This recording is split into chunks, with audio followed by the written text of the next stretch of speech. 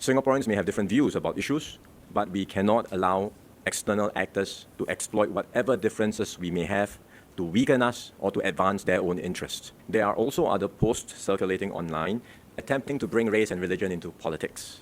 One example is a recent social media post by a Singaporean activist proposing that Muslims should vote for candidates that are willing to advance his religious agenda.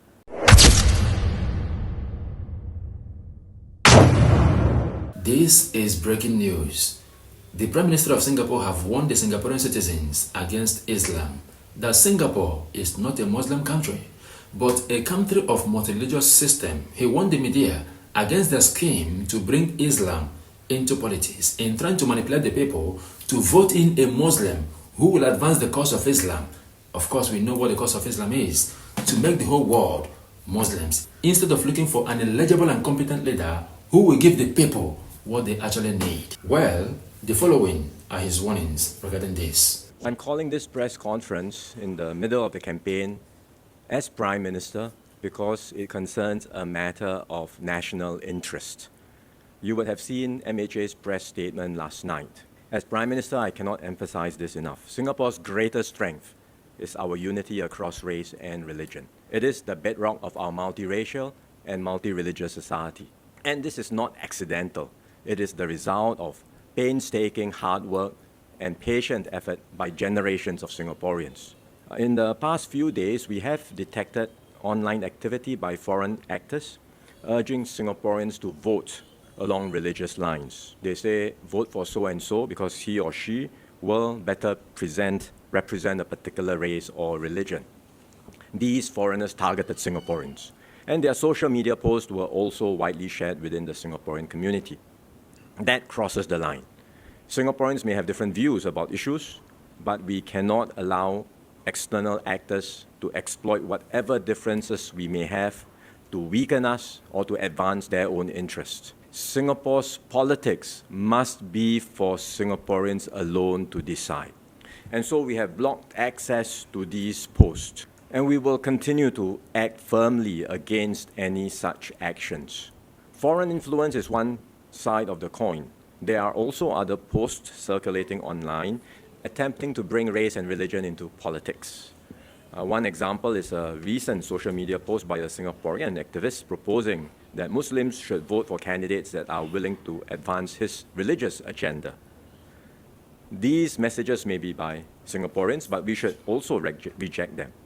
And were it a Christian, a Hindu or Buddhist group making the same demand, our response would be the same. Mixing politics with religion is unacceptable in Singapore.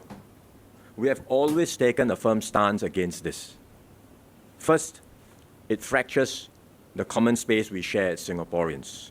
Second, once elections become contests of faith, all communities in our society will end up worse off. Third, external powers will seek to exploit these fault lines to advance their own agendas. And as we have already seen, these challenges and threats are very real. Now, this does not mean that we cannot engage and address the needs of our different communities, or even talk about race and religion.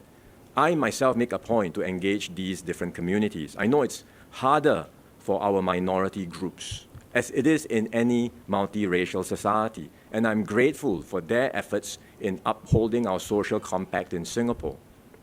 The engagements I do help the government to better understand the concerns and needs of our diverse communities so that we can address concerns and issues in a way that expands our common ground and strengthens our society. But such engagements are very different from identity politics, which we should firmly reject. What is identity politics? Identity politics means candidates and MPs appealing for support on the basis of race or religion and championing the interest of that particular group over other groups and over everything else. That's dangerous, because when one group jostles aggressively to assert its identity, others will organize and start to jostle back. And you can see how this plays out in countries everywhere. You end up fueling our worst tendencies, hostilities, and vengefulness across society. No one wins when this happens. The minority groups will fail to get what they want because the majority group will push back strongly and the minorities will find their space constricted. At the same time, the majority group will also live in the most unhappy society, where every issue comes down to race and religion. So no one is happy, no one wins. And in the end, we will be more divided than before. And Singaporeans, all of us, will pay the price. So I call on all political parties to make their positions clear on this matter. This is not a partisan or party matter. This is a matter of national importance. In particular, I invite the leaders of all political parties to make their stand clear, not just on foreign interference, but on two fundamental principles. First, that identity politics has no place in Singapore. Second, that we should never mix religion and politics.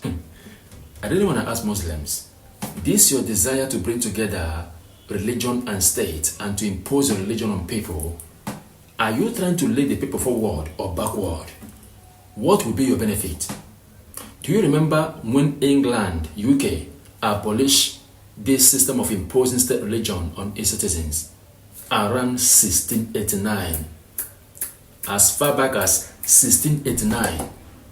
You see, the reason why Nigeria is not going forward, but backward. Because they think when they have Muslim ticket, then Allah will bring the kingdom of Allah on earth. But still, it is now worse. Things are not getting better. Instead, it is getting worse and worse by the day. They are not going forward. They keep going backward and backward. Because these ignorant followers, they don't care. Provided it is one from their religion sitting on the seat of power. These people are too ignorant and myopic that these criminal leaders use religion to deceive them. And they follow like goats instead of looking for a competent and eligible leader that will move the country forward. They carry religion on their head for no benefit. Saying no benefit, they are still suffering. They are suffering and they are still following them. Singaporeans, look at Nigeria and learn your lesson, because wherever Islam enters, it turns green cities, green countries into dry desert. I don't really understand. Muslims, you want the whole world.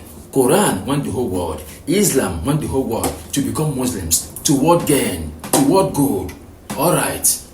Today Nigeria is Muslim ticket. Right? So how far?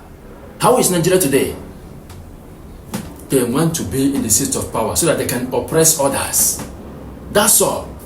Tell me, is Nigeria heaven on earth right now? Is it? But the people are suffering more than ever. They are suffering more than ever, but Islam is in power.